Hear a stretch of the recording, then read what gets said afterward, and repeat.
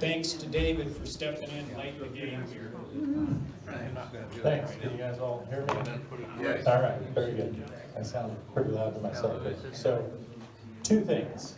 I appreciate the opportunity to be here, and we used to do more direct face-to-face in-person outreach from my work team in FAA headquarters, and we thought we'd done enough of that, and my manager had the good fortune to co-present with an AOPA attorney at Sun and Fun.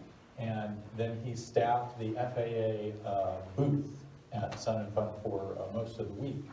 And he asked every single person that he spoke to at Sun and Fun, hey, have you heard about the FAA compliance program or compliance philosophy? And not a single person said yes. So he said, guess what? We're going to go start talking to people about this again because we think it's kind of important.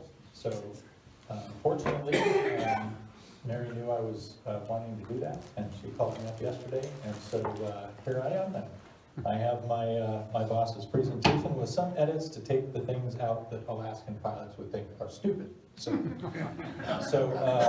we'll go through that, and if I can get through it quickly, I will stand down and go back in a corner and keep organizing pictures. And before I shock anyone in the room, I own one whole airplane with my wife, and I own half of an airplane with my wonderful partner who's in the audience. And we bought an airplane from another wonderful man who was in the audience. And neither one of them knew that I was going to do this, but uh-oh, I fell asleep. We lost the projector. But if the projector comes back, there will be a frightening slide on the screen on what I might get to if we have time. And I don't have a formal presentation built because I didn't know that this was an option today. But I may show some pictures of things that I think are very important for owners of airplanes, for buyers of airplanes, and for mechanics, and particularly IAs. And on this particular airplane, I filed a complaint with the FAA about the individual who did the last handle. And I probably could not pick that gentleman out of the lineup, so he may be here too. And my apologies. As I read, what do we need to do? I can see it. There it is. How do we make the nonsense go away? It'll go away. Okay, it'll go away. So, if we have time, I'll go through some pictures of how not to buy and maintain a float plane, a tragicomedy. But only if there's time at the end of the day. So, and John Pratt has graciously allowed some time in his slot for me to do that if we get to it. But if you guys have a good discussion on other things, that's fine too. I'll be back at the IA seminar, or maybe a future Seaplane seminar, and do that in more detail. Okay. So the FAA compliance program. We're going to quickly go through program background a little bit, key points, foundation metrics, some things about investigations and the actions the FAA can take. I'll go into some depth on in-flight emergencies and talk to you about some policy I'm working on to revise FAA enforcement guidance for that. We have an example scenario to kind of go through and then a conclusion. And the legal disclaimer, you know, I am not a lawyer. I'm not an investigator on a specific case. This is general information for you. It is in no way something that can be used to set a precedent or an expectation in any actual case, and everything should be based on the specific facts of any particular case, and not legal advice. Okay, so we at the FAA, the regulatory portions of the FAA, along about 2014, decided that we needed to change how we do business. And the administrator at that time supported an effort that had been underway for many years to change our approach to compliance and enforcement in flight standards, but this was applied to all regulatory parts of the FAA, aerospace medicine, commercial space, aircraft certification, etc.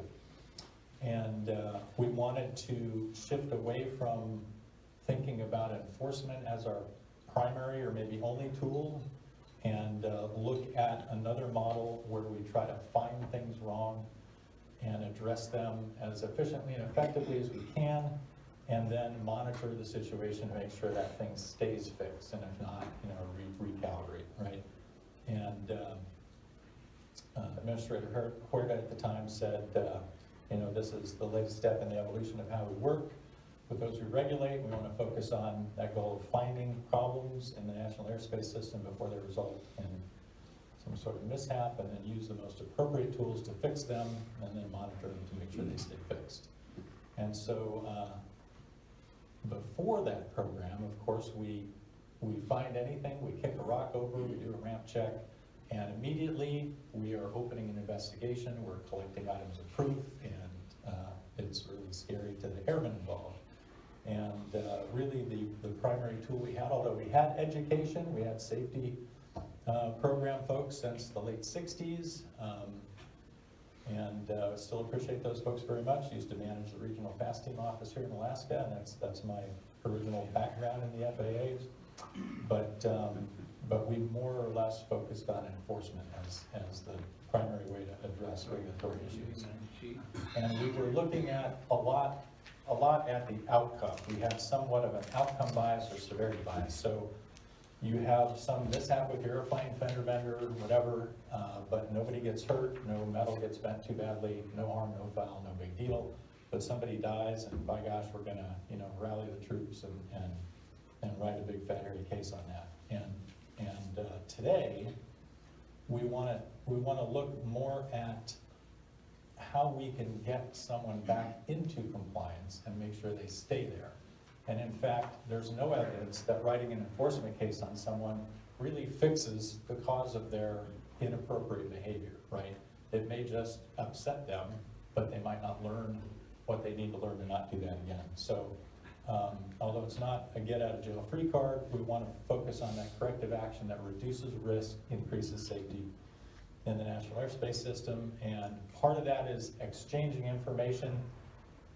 If we don't know all the details about why something went wrong, we can't really help identify the real root cause. We can only treat the symptoms, right?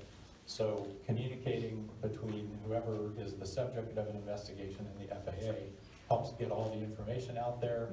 Obviously, the person that had an event is the one that knows the most about it, right? And the FAA knows the least, and lots of airmen would like to keep it that way. But if we see each other as more trusted partners to solve safety problems and work together, there's a lot of people way smarter than me about float planes or about flying IFR or whatever, and I want those people involved in helping me understand how I screwed up so that I don't have it happen to me again, right, as an airman. So that's the goal. So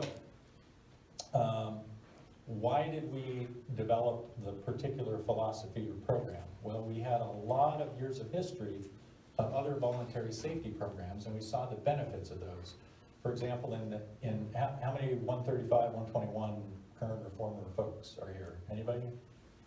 Okay, so ASAP programs, right? Before the ASAP program, the FAA knew 1 to 3% of all the non-compliant stuff that's happening in a company. Company management usually knew 3 to 5%, but the frontline employees knew 100% of everything because they were living it, right? And so by creating an aviation safety action program where you can file a report on something that didn't go the way it was supposed to, with the promise that no adverse action would be taken against you, then you get it all out on the table and you find out that, hey, our training was missing that, or we don't have enough supervision, or this piece of equipment is not well suited to what we're trying to ask it to do, right? And then we fix that, and then we don't have a worse event, later on because we were not aware of that. So that concept and system safety, just culture, risk-based decision-making, I could do an hour on each one of those. But we wanted to align with these concepts that had been kind of building in the industry as a better way to manage risk. And so this is a busy slide about all those programs over the history of the FAA. The long bar on the bottom is the NASA report, the ASRS, Aviation Safety Reporting System. Voluntary closure was next. ASAP, though, I think was the biggest moneymaker. Voluntary disclosure reporting program is for the company. The ASAP program is for the employee, okay? And companies need some help too at fessing up that they did something wrong and getting help with it. But I think that the biggest bang for the buck was from the individual employees. And so for the last 5 or more years, the compliance program has been operating as well. And we have various, the top box, and there's another one here, rules that were passed, Part 93, the upper red bar, 49 USC 4123. There's specific statutory or regulatory protections for voluntarily submitted information. So ASAP and VDRP, to some extent, Part 5 regulatory safety management systems, they all have different kinds of legal protections on the disclosure of that voluntarily provided information from the people working in the NAS to the FAA. The compliance program does not have that kind of voluntary protection, but what we see down the road is that eventually we won't need that, because if we improve the safety culture, everybody's working together to solve problems, we're not hitting you guys with a hammer, and people will kind of see the light, right, and do the right thing for safety, so we can all get home at the end of the day. But we have a ways to go to get there. So metrics. The most common question we get when I train new inspectors at our academy or from the public is, well, how is this working? How do you know it's effective? What kind of metrics do you have? So in fiscal year 2015, right before we started the program, in flight standards only, we wrote 1,771 legal enforcement cases that year, or took that many actions. These are closed events in that fiscal year, might have been written the year before. Over almost 3,200 administrative actions, and we had informal actions then, which we got rid of and subsumed those into the compliance program. And the compliance action became what we did for what we used to do, informal action, and a lot of administrative and even a lot of legal enforcement cases. So we would expect the numbers on the left to get smaller and this number to get bigger, which it did. And in the last completed fiscal year, not counting unruly passenger cases, which is a whole other deal, the state of our culture and masks and COVID and all that, 841. But there were 126 unruly passenger cases on top of that. But taking that, hopefully, aberration out of the data, that's what the shift looks like. And what's your average administrative action? Like 30-day suspension on a license? That would be a legal enforcement action. Administrative action is not any suspension or civil penalty. It's just a "you did bad" letter, okay? And they stay on your record for 2 years, but it doesn't take away your opportunity to use your certificate. So to follow on that, what about like fines? Are you guys giving fines to, and that last slide you had, are those fines for pilots, or? The legal enforcement cases are civil penalties or fines and suspensions or revocations. Those are the primary 3 things that Flight Standards does. And what's the money amount, monetary? It all depends. If you're interested, you can look up the FAA sanction guidance table in the compliance and enforcement order and read all about it. But it's very specific to the exact thing that you do, what rule you violate. So it varies depending on what went wrong. Okay, so starting in fiscal year 2016, when the compliance program was stood up, since then, kind of through the middle of last year, we've had about 41,000 compliance actions. At that same time, we've had 5,100 legal enforcements, 4,000 administrative actions, and over 80% of regulatory violations known to the FAA have been addressed by compliance action in flight standards since we stood up the program. So we think that's great because it takes a lot of effort, burns a lot of resources, ours and yours, to run a legal enforcement case through to its conclusion. And it's a lot more efficient and effective to take compliance action. For example, it takes an average of 23 days, start to finish, from the FAA becoming aware of something until we can close a compliance action, whereas it takes about 145 days for flight standards to process an enforcement case and hand it over to our friends in the Chief Counsel's office, who may take much longer. before they get their end of the process done. But that's outside of my purview there. But the 23 days shows that we've been efficient, and the fact that we have a less than 1% average recidivism, which is somebody doing the same thing wrong again later, and we barely have 5 years of data now on that, but that's the rough number. That means that it's effective. The things that we're doing to fix root causes are effective, or we would be seeing more repeat offenders, right? And I think historically in the past, we don't have super good data on this, but for the things that we did remedial training on, that we have good data on, that the FAST team or the safety program used to do remedial training on, it was an average of 4% that we would see that person again in like 2, 3, 4 years for something else. So we're very happy with the results of the program. Okay. We have, and Kyle Leinzerl has at the booth outside, these wonderful brochures that hopefully when you get one, these little blank lines inside are still blank, because that means you're not the subject of an investigation that could lead to suspension or revocation of your certificate, right? But the brochure is primarily designed to educate people about the compliance program. So it is available at a public website, faa.gov/go/cp, and there are 2 versions there. There's the awkward to read if you print it at home like this. There's page numbers, but they're out of order. And then there's sort of a tall, scrolly version that's easier for you to read. But if you'd like the print brochure, you can. And we just updated them in the last year to make them clearer to anybody, to kind of make them useful for somebody that doesn't have a certificate, like an unruly passenger perhaps, or a non-certificated person working as a mechanic's helper or repairman, or even a company official, right, that is not actively exercising a certificate, but also clarifying how it relates to those of us that have certificates. And we used to call that the compliance program and airman rights brochure, and they do meet the pilot's Bill of Rights criteria that the FAA is obligated to give you written notice of an investigation if those blanks are filled in, or if you get an email with the certificate from an inspector. In an email he says, hey, I'm sending this to you because you have this pilot deviation on such and such date, and I want you to have this before we continue our conversation. And the background on that is, we don't have to give that brochure out at the start of an investigation.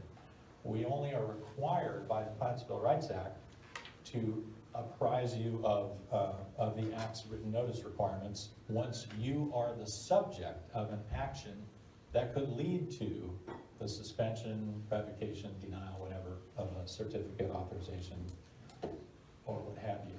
And based on feedback from the industry, largely AOPA, they said, look, if you interview somebody and then you discover something from what they tell you that makes them a subject prone to suspension or revocation, then you tell them about their rights. That's sort of like playing gotcha, right?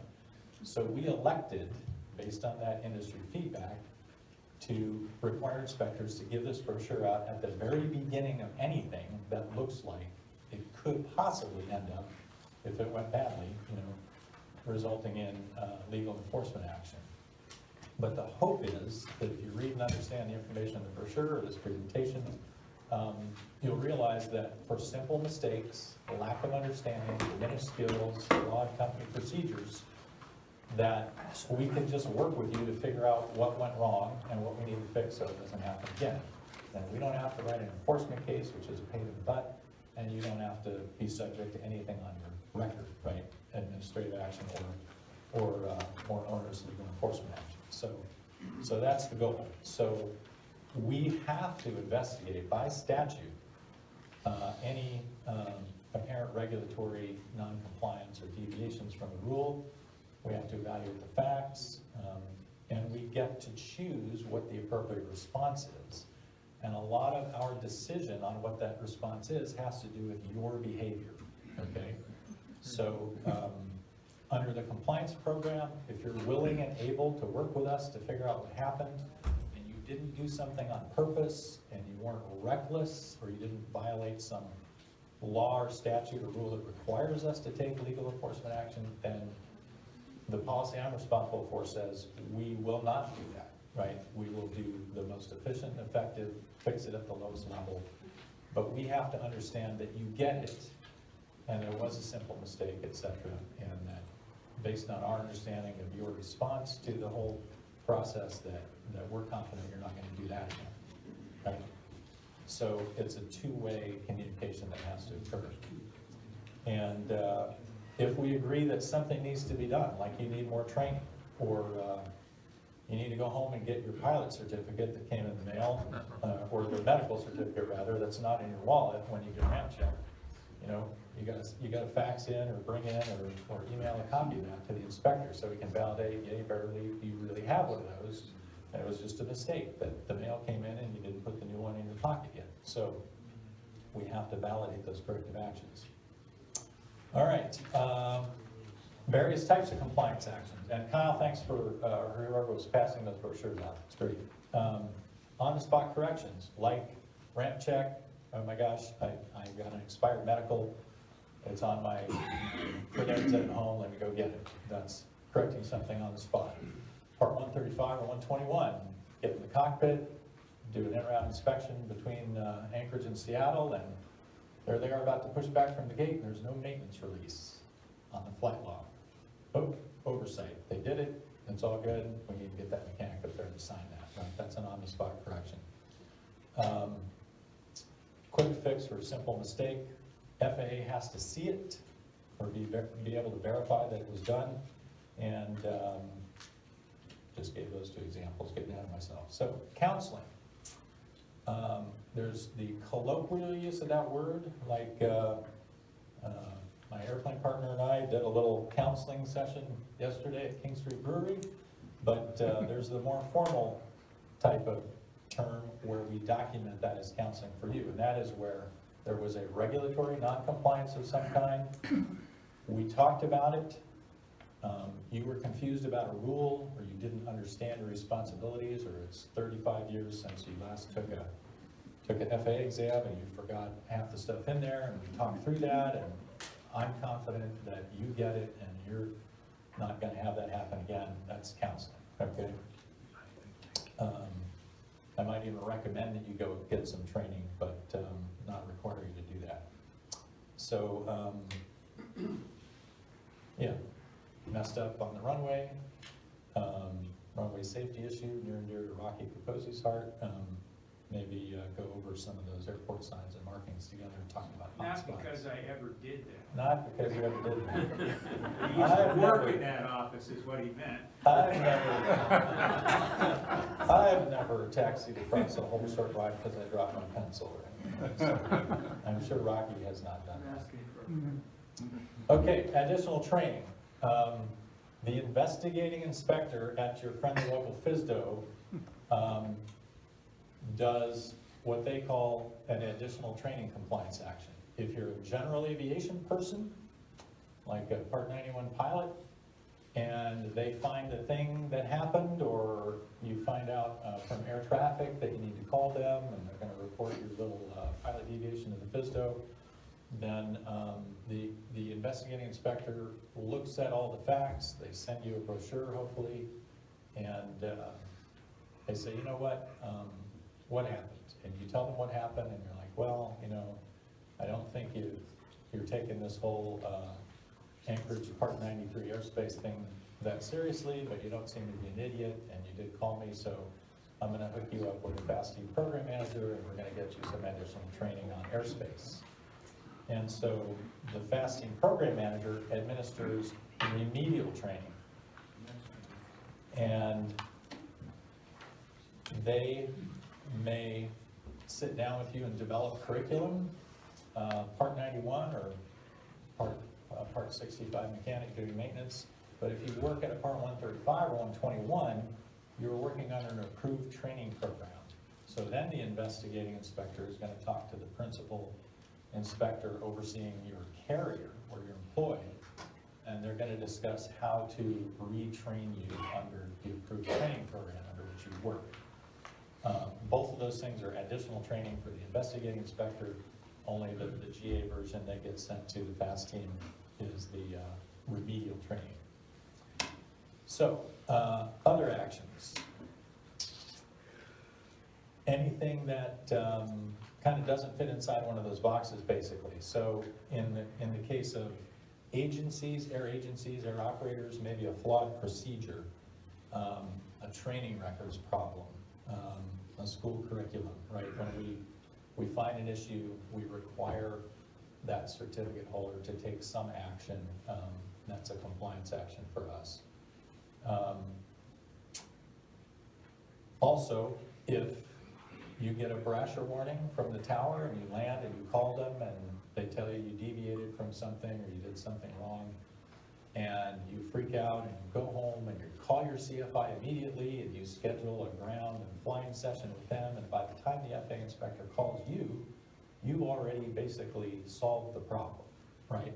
And if the inspector agrees and you have a nice chat about the facts and circumstances, they can close it right then and there as an other action, and no more expected of you, okay?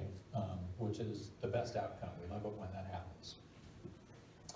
Okay, enforcement actions. Kind of a big deal if you do something intentional or reckless, or we talk about you having to do something to regain your knowledge and skill or fix a flawed procedure and you don't do that, either because you disagree or because you try but you lack the will or the resources to get it done, then we have some obligation to step that up to legal enforcement action. And there are other things where the law or statute or rule requires us to take enforcement action. You may be aware that the FAA frowns on drunk driving on the part of medical certificate owners, and there are things we have to do when that happens. If you transport marijuana in your airplane from one place to another, sell it, they kind of frown on that, even though it's legal in Alaska.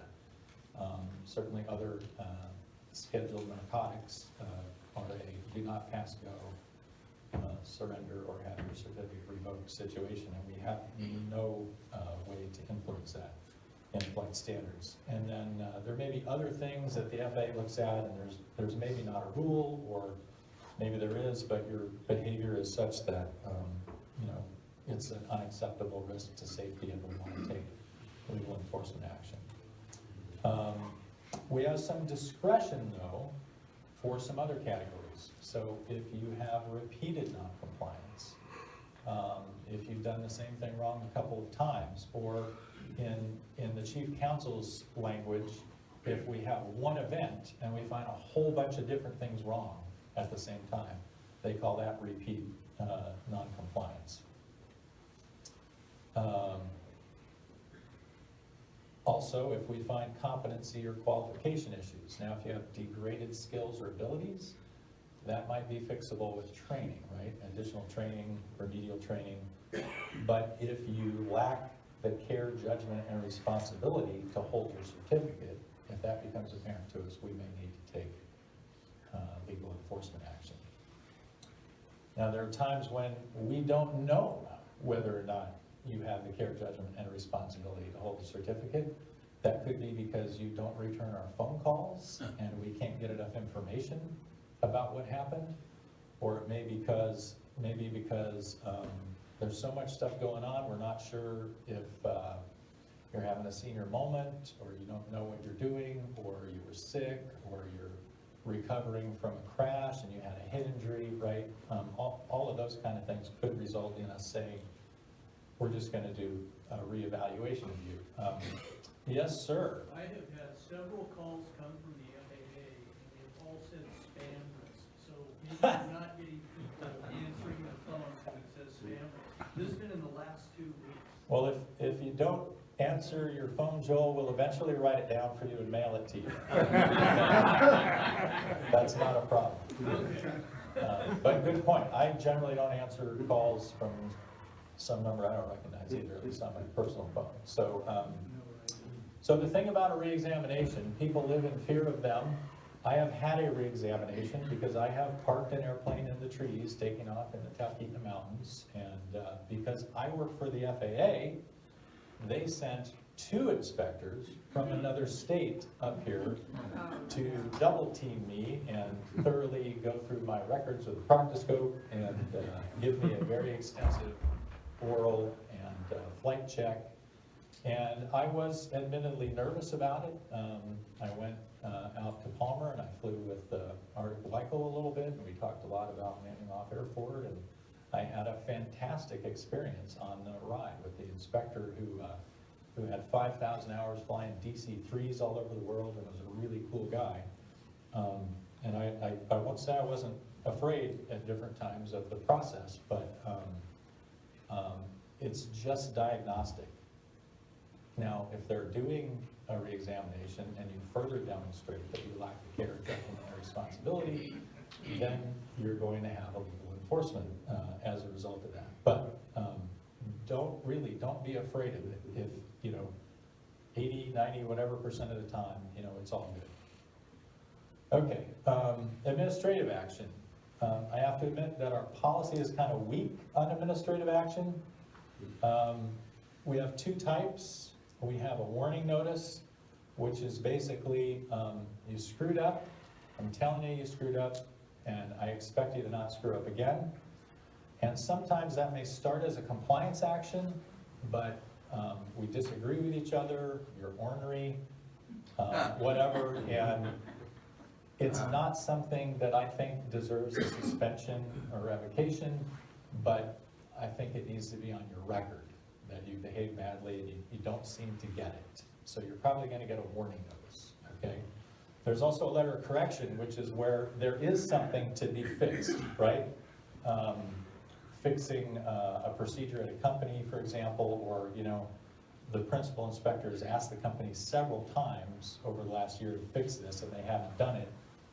Here's your warning notice, or here's a letter of correction where we're going to expect you by a certain date to fix it, or it's going to become a legal enforcement action. And so it memorializes what we agree that you are going to do to fix the regulatory issue. And we use administrative actions when compliance action is not enough to return you to compliance or make sure you stay there, or maybe you've done that and we've documented it with a letter of correction, but it was just a fraud process and we're not 100% confident. Or legal enforcement action was considered, but it's not required or warranted. We don't think that whatever the crime was needs that severe of a punishment, right? So it's kind of the thing that shakes out in the middle. All right, in-flight emergencies. And I lost track of what time I actually started, Rocky. How many? 10 minutes. You got 10 minutes. Okay. All right. It's easy to talk too much. Okay, so how many of you have ever declared an emergency? Okay. How many of you should have but didn't? Not in fear that, okay. I have not declared an emergency, but that's because all the bad things that happen to me in the air always happened right over an airport. And so I was able to just land, which is always the best option. Figure out the emergency on the ground, not in the air. But there is reluctance on the part of folks to declare an emergency because they think that in itself is a negative thing. I think it's a positive thing. It shows that you have good judgment and that you're reaching out for help, okay? I can't guarantee that all inspectors will see it that way, but that's how I see it. And so I'm trying to revise our policy for inspectors to make that more explicit. But we have some challenges with our friends at the Chief Counsel's office in that regard. So for most of us in Part 91 operations, we have 91.3 Bravo, In an in-flight emergency, the PIC may deviate from any rule of this part to the extent required to meet that emergency. So part is part 91, right? Any rule in part 91. And the things that we will consider are the explicit terms, the elements of that rule. So was it in flight?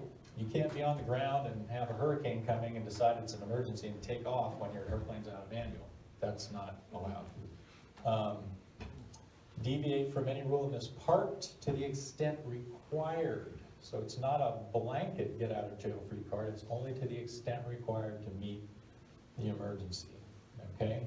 And you will note that it doesn't say anything about declaring an emergency. In part 91 only, there is no explicit requirement for that. But some other rules do have that requirement. And when we investigate emergencies, we're going to be looking at, were you the cause of the emergency by any action or inaction? And obviously, apply just culture and the compliance program. And if you're willing and able, and we have that conversation about what happened, we may be able to resolve many issues with compliance action. But again, the emergency itself should not be any reason for some harsher response from the FAA, right? In fact, I think it's a positive that you stepped up and asked for help from air traffic or whatever. There are many regulations. This is a photo I took of my computer last night of all the regulations I'm adding to the policy that's in draft for inspectors to follow. And so if you're in 135 or 121 or 125, there are many other rules.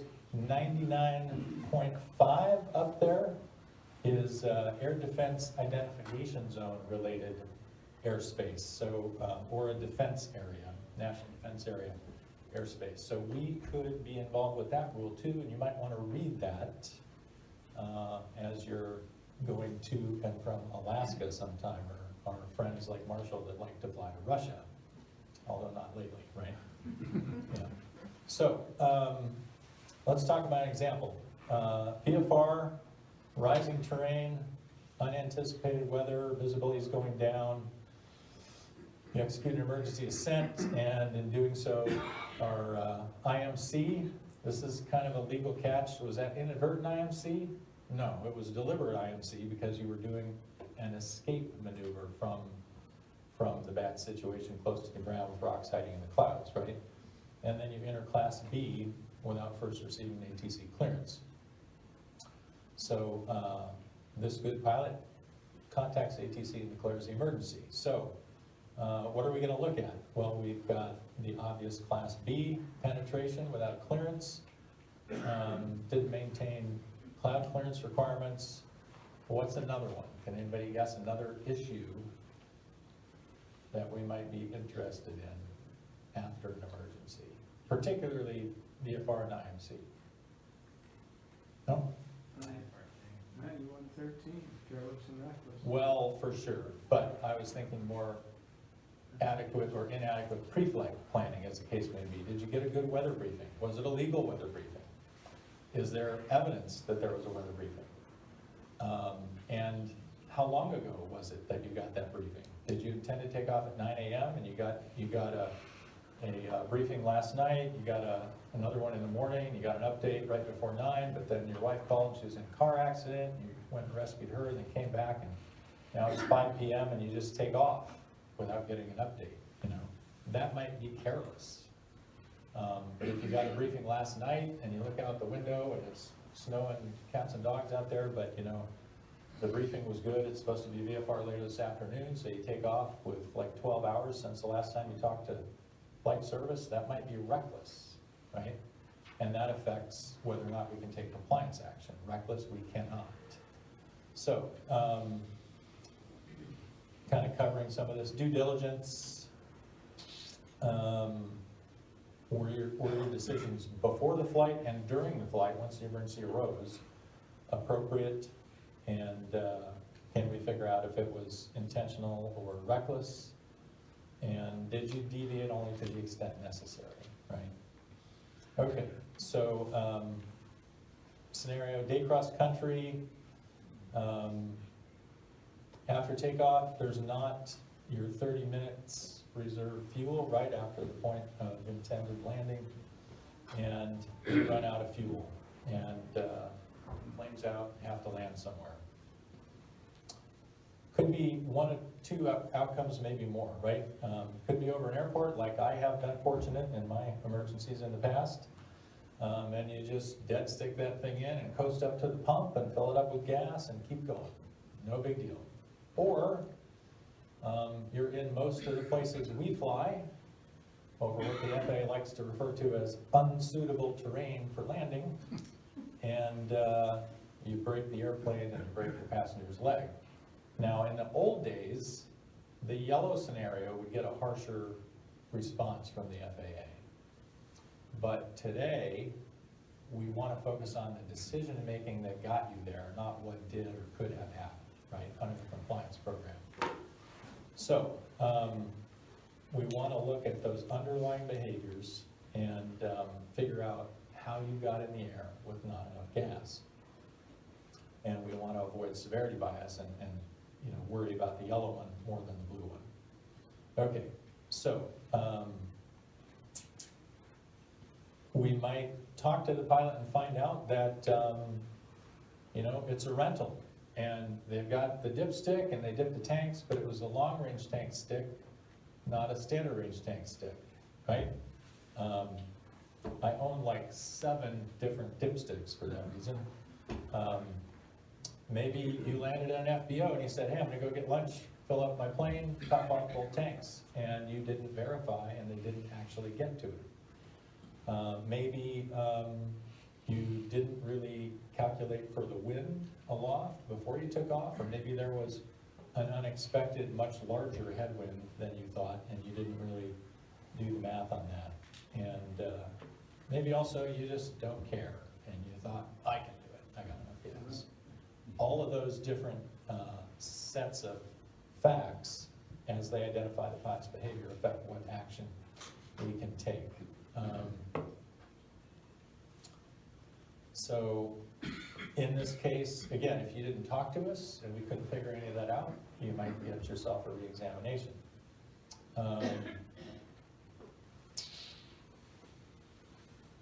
If we found that you had the wrong dipstick and that was a plausible scenario and you got the right one, or you went back to the flight school and they got the right one, maybe that's an on-the-spot correction. Maybe we have a counseling session about you verifying that the FBO actually put the fuel in the airplane, and maybe that it was the right grade, color, type, and all that. Maybe you need to talk about your pre-flight preparation. So maybe even recommend some training if you messed up on your wind planning, and have a casting program manager sit down with you, develop a curriculum, send you to a flight instructor, they confirm back to the investigating inspector that it was all good, hopefully, and case closed with remedial training. Now, if you've got a record of issues like this, repeated non-compliance becomes a problem, and we may have to go look at our policy and say, oh, legal enforcement's required. Or if you knew that you didn't have enough gas, right, that macho attitude, or you were in a hurry and didn't do it. So that's it. FAA.gov/go/CP for the brochure and links to all the policies. My email, if you have my personal cell phone from back in the day when I didn't have a government cell phone, I'm happy to take a call there, but I'm trying to only publish the work cell these days so that when I retire in 4 or 5 years, maybe my phone won't ring so much. But any questions, comments? Yes, sir. Yeah, 2 questions. First one is, we're all here trying to do better, so we're not the guys that are flying around without medicals and without annuals, but if you were telling us what we should be careful of as guys and gals that are trying to follow the rules, where could we most possibly be violated, seeing a fine or a suspension? And then question 2 is, how is ADSB affecting compliance philosophy? So I'll take the second one first. ADSB doesn't affect the compliance philosophy at all. It's a tiny bit outside the box of compliance philosophy because there are statutes specifically related to ADSB data. And there's a whole separate team of the FAA that monitors the ADSB data, and they capture deviations in the data and they send it to an office that just looks at that and they package it up. And I don't work in a FSDO anymore, so I'm not sure how that interfaces directly with a FSDO inspector, but it's kind of an automated process that serves up this info to flight standards that says there was an ADSB issue. Then there's some investigation required to go figure out why that happened. You know, were you flying the airplane? Was some of it is, you know, like data error stuff too, right? Is the equipment correct? Is it broadcasting correctly? Is the code in there right for the airplane? Those kind of things. But if it's like a pilot deviation, you know, altitude or airspace bust of some kind, it would be subject to the same process, you know, the same compliance action process in the investigation, and we would want you to talk to us, who was flying, what happened, how, you know, how do you think this occurred, and then correct it on the spot, remedial training, counseling, all those things come into play. The other question, I don't have a good answer for you, like, don't do this, because that's likely to result in a violation. It's more about your behavior and your mindset. Think about what you're doing. Think about managing risk, okay? Sunny day, I just flew the airplane yesterday, tied it down last night, there's been no wind, it's gorgeous. We all like to be able to just think about going out, hopping in the airplane and taking off and having a little joyride, and that's fine. But, you know, think about that adequate pre-flight preparation. While you're out on your joyride, you suddenly decide to land somewhere that you did not check notice for, right? So you can build yourself a trap. Think about your decision-making in a proactive way, right? Like, how am I thinking about this? Use all the tools that you have for personal minimums, your I'm safe checklist. Was I sick yesterday? Did I get enough sleep? You know, rather than just, oh, it's a sunny day, I'm gonna go fly. And if you can articulate that back to an inspector, if anything bad does happen, then you're, to me, 90% of the way there to using the compliance program instead of some other type of action. Yes, sir? How do you handle basic med verification? I don't, not my job, but there's a young lady in the audience that might be able to talk about that. Are you next? Yes. I think so. Yes, okay, so hold that for Petra when she's up there. Anything else? Okay, well, I'm gonna go hide in the back and organize gory pictures of airplane maintenance, and if there's time, I'll show some of those later, but if not, we'll do it again in the future. Thanks, guys.